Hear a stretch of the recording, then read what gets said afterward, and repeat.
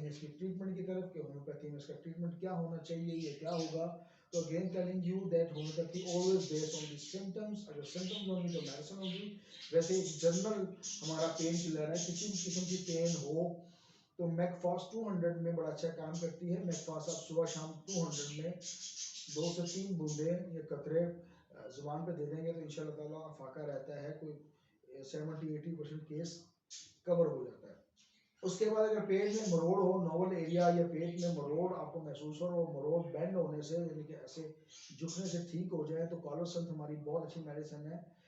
कॉलोसंत 30 में इसके रिजल्ट अच्छे हैं। सुबह दोपहर शाम 3 से 5 कतरे ओरल ले लें या 5 से 7 कतरे थोड़े से पानी में ले लें। उसके बाद बेलाडोना, बेलाडोना में जो पेन होती है वो लोअर एब्डोमेन में होती है, लेकिन नोवल से नीचे वाले हिस्से में महसूस करते हैं।